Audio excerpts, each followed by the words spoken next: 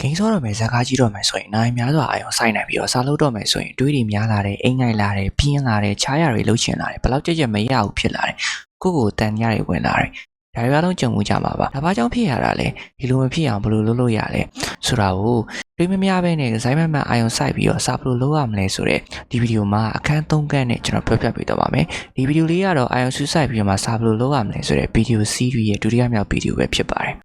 အခန်း1အာရုံများနေရတဲ့အကြောင်းရင်းကျွန်တော်တို့အုံနောက်မှာ default mode network နဲ့ test positive network ဆိုပြီးတော့မှအလုပ်လုပ်တဲ့ပုံစံတစ်မျိုးရှိပါတယ် default mode network မှာတော့ကျွန်တော်တောင်တွင်းမြောက်တွေရှောက်တွေးနေရတွေစိတ်ကူးရင်တာတွေကိုကြီးခဲ့တဲ့ဇက်ကားတွေဂိမ်းတွေကမှတ်ညံတွေကိုပြန်ပြီးမြင်အောင်နေတာမျိုးအလုပ်လုပ်ပြီးတော့မှ test positive network မှာတော့အာရုံစူးစိုက်တဲ့အလုပ်တွေတွက်ချက်မှုတွေစာပတ်တဲ့နေရာမှာအသုံးချတာတွေဒါတွေကိုအုံနောက်ရဲ့ prefrontal cortex ဆိုတဲ့အစိတ်ပိုင်းကနေပြီးတော့မှ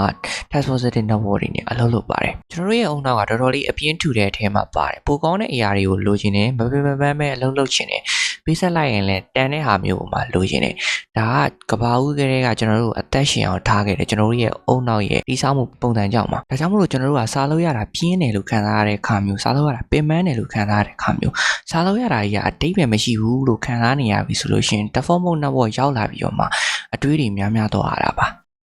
အခန်းနဲ့အာယုံမများအောင်ဘယ်လိုလုပ်ရမလဲဒီကတော့အုံနောက်ကိုလှည့်ထားရပါမယ်စားလို့ရတာကိုသဘောကျလာအောင်ပင်ပန်းတယ်လို့မခံစားရအောင်ပေးဆက်ရတာနဲ့တန်တယ်လို့မြင်အောင်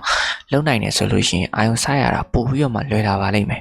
အခန်း3အာယုံစူးစိုက်ပြီးတော့မှစားဘယ်လိုလုပ်ရမလဲအရေးကြီးဆုံးကတော့စိတ်ပါပဲအာယုံတစ်ခုတည်းထားပေးရမယ်အနောက်ရှက်ကင်းနဲ့တခြားຢာတွေကိုခဏထုတ်ထားရမယ်ဒါဆိုလို့ရှိရင်တော့ဒီဇိုင်းမှန်မှန်နဲ့စားလုပ်လာနိုင်ပါလိမ့်မယ်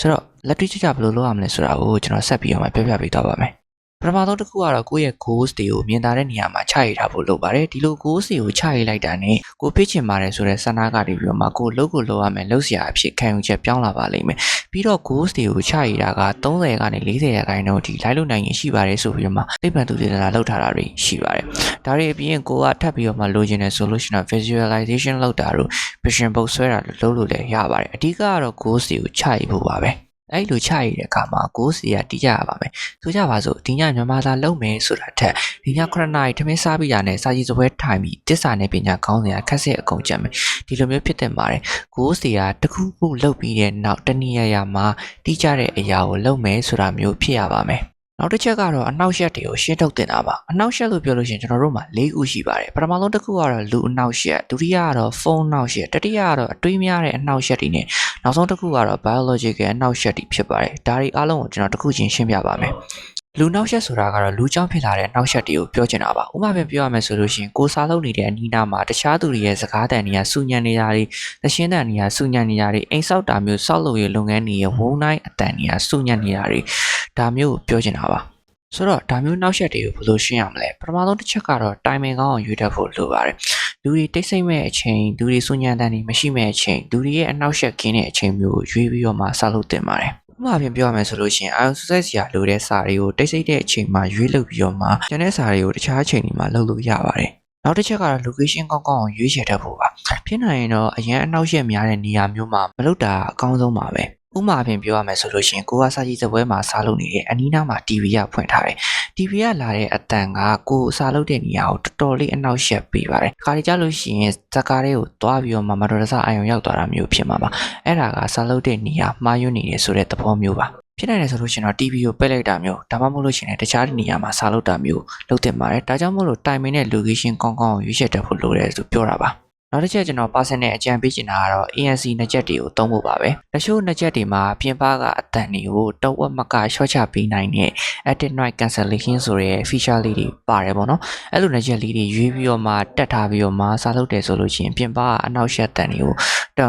င်ကြားမှာမဟုတ်တော့ပါဘူးအဲ့တော့ကိုက timing ရော location ရောရွေးချယ်ရခက်ခဲနေတယ်ဆိုလို့ရှိရင် ANC နှစ်ချက်လေးတစ်စုံလောက်ဝယ်ပြီးတော့မှစားလုပ်တာကိုယ့်အတွက်အများကြီးထောက်ပံ့ရပါတယ်ဒါကတော့တကယ်ကောင်းတဲ့ကျွန်တော်လည်းသုံးနေတဲ့စားလုံးဒီ tips တစ်ခုပါနောက်ဆုံးတစ်ချက်အကြံပေးချင်တာကတော့ညင်းဖို့ပါဥပမာပြောရမယ်ဆိုလို့ရှိရင်ကိုကစာမှာစိတ်ပတ်ပါနဲ့အာရုံရနေပြီအဲ့ဒီမှာတကယ်ရင်တယောက်ကဂိမ်းဆော့ဖို့လာခေါ်တယ်ဆိုလို့ရှိရင်အဲ့ဒီဂိမ်းဆော့ဖို့ညင်းလိုက်ပါပြီးမှဆော့မယ်ဒါပြီးမှလာခဲ့မယ်စသဖြင့်အဲ့လိုမျိုးညင်းလို့ရပါတယ်ကိုယ့်ရဲ့အာရုံစိုက်မှုကိုတခြားနေရာစီကိုပါမသွားပါစေနဲ့ဒုတိယတစ်ခုကတော့ဖုန်းအနောက်ရှက်ပါပဲဖုန်းနေရာဘယ်လောက်ထိအနောက်ရှက်ပြီးတယ်လဲဆိုလို့ရှိရင်ကိုစာလုပ်တဲ့နေရာရဲ့အနီးနားမှာဖုန်းကိုမှောက်လိုက်ရဲ့အနေထားနဲ့ပိတ်ပြီးထားတာတောင်မှအုံနောက်ရဲ့စွမ်းဆောင်ရည်ဟာ10%ကနေ20%ထိကျ ပါတယ်လို့သူပြဿနာလောက်ထားတာမျိုးရှိပါတယ်ဒါကြောင့်မလို့ကျွန်တော်တို့အနေနဲ့ဒီဖုန်းကလာတဲ့နောက်ဆက်တွေကိုလည်း configuration ဖို့လိုပါတယ်အကောင်းဆုံး function တွေကတော့ application တွေကို uninstall လုပ်ပြတာပါပဲ uninstall မလုပ်ချင်ဘူးဆိုလို့ရှိရင်ကျွန်တော်တို့မှာရွေးချယ်စရာ app တွေကို block လုပ်ရပါတယ် block တာဘယ်လိုမျိုးလဲဆိုတော့ကိုက application တစ်ခုဝင်လိုက်တယ်မင်းဒါကိုသုံးလို့မရသေးဘူးပြီးမှသုံးစသဖြင့်အဲ့လိုမျိုးတားဆီးထားတဲ့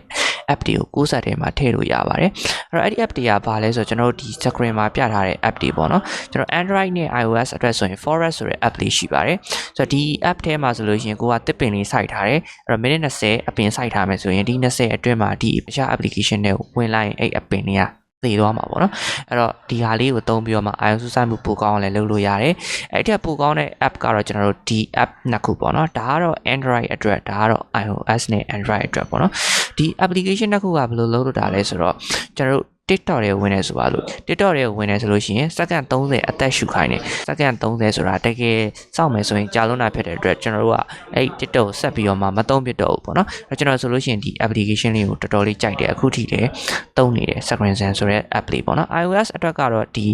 ဒီ app လေးပေါ့နော်ဒါလည်းသူ့လိုပါပဲကျွန်တော် Facebook TikTok ဝင်လိုက်ဆိုလို့ရှိရင်ခဏလေးစောင့်ပါပြီးမှဝင်ပါအဲ့တော့ကျွန်တော်တို့ကစာလုံးနေတယ်ဆိုလို့ရှိရင်စာဘက်ကိုပဲအာရုံရအောင်ပြန်ပြီးတော့မှတွားလို့ရတယ်။အော်ငါဘာလုပ်နေရလဲငါ TikTok ကိုမသုံးသင့်ပဲနဲ့သုံးနေတယ်ငါစာလုံးရမှာပဲဆိုပြီးတော့မှကိုကစာမှာပြန်ပြီးတော့မှအာရုံစိုက်လို့ရတယ်။အဲ့တော့အကောင်းဆုံးကတော့ဒီ app လေးကိုသွင်းထားတင်ပါတယ်။နောက်တစ်ခုကတော့ကျွန်တော်တို့ရဲ့ဖုန်းကိုစာလုပ်တဲ့နေရာရဲ့အဝေးဆုံးမမြင်ရတဲ့နေရာတစ်ခုမှာထားထားတာကလည်းအာရုံစူးစိုက်မှုပို့ပြီးတော့မှတိုးစေပါတယ်။နောက်တစ်ခုကတော့ကျွန်တော်တို့ဖုန်းသုံးတဲ့အလေးချင်းကိုတခြားအလေးချင်းတွေနဲ့အစားထိုးလို့ရပါတယ်။ဥပမာပြောရရင် social media သုံးတဲ့အလေးချင်းအစားအုပ်ဖတ်တာမျိုးတွေဇာတ်ကားကြည့်တာမျိုးတွေစသဖြင့်တခြားအလေးချင်းတွေနဲ့အစားထိုးလို့ရပါတယ်။လူနောက်ဆက်လည်းမရှိဘူးဖုန်းနောက်ဆက်လည်းမရှိဘူးဆိုရင်တော့မှကျွန်တော်တို့ရဲ့အတွေးတွေကိုယ်တိုင်ကအနောက်ဆက်ဖြစ်လာတတ်ပါတယ်။အဲ့လိုမျိုးဆိုရင်ကျွန်တော်တို့မှာဖြည့်ရှင်းဖို့အတွက် focus lock လို့ခေါ်တဲ့အတွေးတွေကိုချရေးတဲ့ tips တစ်ခုရှိပါတယ်။အဲ့ဒါကဘယ်လိုမျိုးလဲဆိုတော့ကျွန်တော်တို့ရဲ့စာလုပ်တဲ့ဟာကိုဒီလိုမျိုးမှတ်တမ်းတစ်ဖွဲ့ရေးထားတာမျိုးဖြစ်ပါတယ်။ဥပမာပြောရမယ်ဆိုရင်ကျွန်တော်တို့9နာရီမှာစ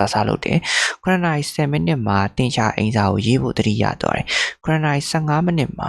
အိမ်ငိုက်ပြီးတော့မှတန်းပြီးတော့မှမနေ့ကကြီးခဲ့တဲ့စကားအကြောင်းစဉ်းစားမိသွားတယ်။9နာရီ18မိနစ်မှာပြန်ပြီးတော့မှအိမ်ငိုက်တယ်။ဒီလိုမျိုးကိုဖြစ်နေသမျှအားလုံးကိုနာရီမိနစ်နဲ့အတူမှတ်တမ်းတင်ထားတာကို focus log လို့ခေါ်ပါတယ်။ဒါကဘာအတွက်လဲဆိုရင်ဥပမာဖြင့်ပြောရမယ်ပေါ့ကျွန်တော်တို့9နာရီကနေ9နာရီ10မိနစ်ဆိုလို့ရှိရင်အနောက်ရက်ကခဏပဲဝင်တယ်ဒီနေရာမှာဆိုရင်တစ်ခုပေါ့ဗျာဒါပေမဲ့9နာရီ18ကိုကျော်သွားတဲ့အချိန်မှာအနောက်ရက်တွေစက်တိုက်ဝင်လာတယ်ဒါဟာဘာလဲဆိုရင်ကျွန်တော်တို့ရဲ့အာရုံစူးစိုက်မှုကျလာပါတယ်ဆိုတဲ့လက္ခဏာပါအဲ့လိုမျိုးဆိုလို့ရှိရင်တော့ကျွန်တော်တို့အနေနဲ့ break လုပ်ဖို့လိုပါတယ်လိုအပ်တယ်ဆိုလို့ရှိရင်တော့ခဏ break လုပ်ဖို့လိုပါတယ်ကိုက15မိနစ်ပဲအာရုံစိုက်နိုင်တဲ့လူသားမျိုးဆိုလို့ရှိရင်15မိနစ်ပဲအာရုံစိုက်ပြီးတေချာလေးလုပ်ပါပြီးရင်လုံးဝအနားယူလိုက်ပါပြီးတော့မှထပ်ပြီးတော့မှအာရုံစိုက်ဖို့လိုပါအဲ့တော့ focus log ကကိုဘယ်လောက်ထိအာရုံစိုက်နိုင်လဲကိုကစဖို့မှာဘယ်လောက်ထိအာရုံမရဖြစ်နေလဲဆိုတာကိုကိုယ်မြင်ရအောင်ဖော်ပြတဲ့ tips ဖြစ်ပါတယ်ဒါကြောင့်မလို့ဒါလေးကိုကြည့်ပြီးတော့မှဒါကိုအသုံးချပြီးတော့မှကျွန်တော်တို့ရဲ့အာရုံစူးစိုက်မှုကိုထိန်းချုပ်ပြီးတော့မှစာလို့ရပါတယ်နောက်ဆုံးနောက်ဆက်တစ်ခုကတော့ biological အနောက်ဆက်ပါပဲ biological အနောက်ဆက်ဆိုတာကကျွန်တော်တို့ရဲ့ခန္ဓာကိုယ်ကြောင့်ဖြစ်လာတဲ့အနောက်ဆက်ကိုပြောတာပါဥပမာအဖြစ်ပြောရမယ်ဆိုလို့ရှိရင်ဗိုက်စာနေလို့စားကောင်းကောင်းလုပ်လို့မရတာတို့ရေလုံလောက်တောက်မထားလို့ခေါင်းကိုက်နေတာတို့ဒါမျိုးကိုပြောတာပါ။ကျောင်းသားတွေအများဆုံးဖြစ်တဲ့အနှောက်အယှက်ကတော့အေးမဝခြင်းပါပဲ။အေးမဝတော့စာတင်တဲ့နေရာမှာအာယုံကောင်းကောင်းစိုက်လို့မရတော့ဘူး။စာမှာအာယုံကောင်းကောင်းစိုက်လို့မရတော့သူများတွေတဲ့စာရင်နားမလည်တဲ့အတွက်စာပို့လုပ်ရပါတယ်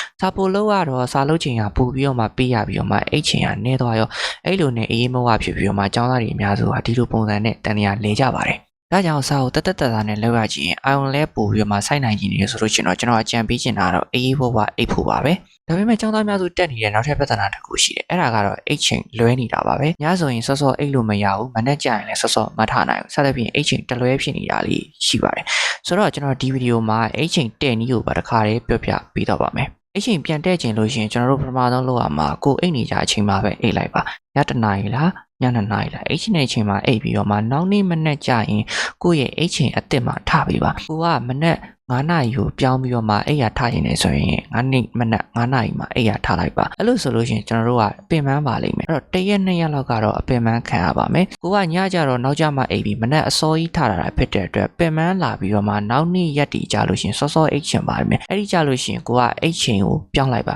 ည7နာရီမှာအိတ်ချင်နေဆိုရင်အဲ့ဒီနေ့ကြလို့ရှိရင်ည7နာရီကိုအိတ်လိုက်ပါပြီးရင်နောက်နေ့မနက်9နာရီပြန်ထားပါနောက်ထပ်အကြံပေးချင်တာကတော့ကျွန်တော် caffeine တက်ပါတဲ့ဟာတွေ energy drink အေးတွေကိုနေ့လယ်2နာရီကျော်ရင်မတောက်ပါနဲ့ဒါကကိုယ့်ရဲ့အိတ်ချင်ကိုအနှောက်အယှက်ပေးပါတယ်ဆိုတော့ကျွန်တော်ဒီဗီဒီယိုမှာ forest 1 second screen sun တို့လိုကိုအနှောက်အယှက်ပေးမဲ့အရာတွေကိုတားဆီးပေးမဲ့ application တွေကိုပြောပြခဲ့တယ် focus lock တို့လို ion စူးစိုက်မှုပိုကောင်းစေမဲ့ tips တွေကိုကျွန်တော်ပြောပြပေးခဲ့ပါတယ်ပြီးတော့ကျွန်တော်ဒီမှာကျောင်းသားကျောင်းသူတွေကြုံတွေ့ရလေရှိရဲ့အနှောက်အယှက်တွေကိုဖြည့်ရှင်းနည်းတွေကိုပြောပြခဲ့ပါတယ်အခုပြောပြပေးခဲ့တာနေနဲ့ဆိုလို့ရှိရင်အရင်အထက်9ဆလောက် ion စူးစိုက်မှုပိုကောင်းလာပါလိမ့်မယ်ဒါပေမဲ့ဒီထက်ပိုပြီးတော့မှမသိကျင်ကြဘူးလားကျောင်းသားတယောက်အနေနဲ့ကြိုးစားပေမဲ့ကြိုးစားတော့အရာမထင်တဲ့အကြောင်းရင်းကြီးနည်းနည်းပဲစာလုပ်ပြီးတော့မှစာအများကြီးရအောင်ဘယ်လိုလုပ်ရမလဲကြီးကျယ်နောက်မဖြစ်အောင်သိပ္ပံနည်းကြနီးလန်းနေနဲ့ဘယ်လိုစာကြည့်ရမလဲမိကုံးမြင်တာနဲ့အဖြေတန်းပြောနိုင်တဲ့မညတစ်ခုဘယ်လိုတည်ဆောက်ရမလဲနောက်ပြီးတော့ကျောင်းသားတယောက်အနေနဲ့ကြုံတွေ့ရလေရှိတဲ့လောက်ရမယ့်စာတွေအရင်များပြီးတော့မှစာလို့ချိန်နေနေတဲ့ပြဿနာကိုဘယ်လိုဖြေရှင်းရမလဲပြီးတော့ဒီမှာပြထားတဲ့သိပ္ပံနည်းကြစာလုံးကြီးတွေပါမယ်နောက်စာမွေးတွေရောက်လာလို့ရှိရင်ကျောင်းသားတွေရှမ်းတတ်တဲ့အကျင့်တွေ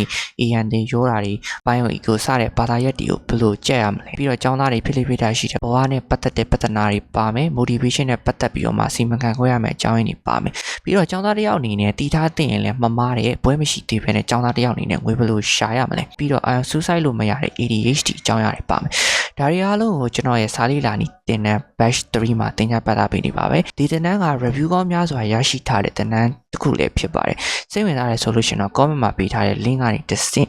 သင်တန်းအကြောင်းကိုစုံစမ်းလို့ရပါတယ်ကျွန်တော်တို့နောက်ဗီဒီယိုမှာပြန်ဆုံမယ်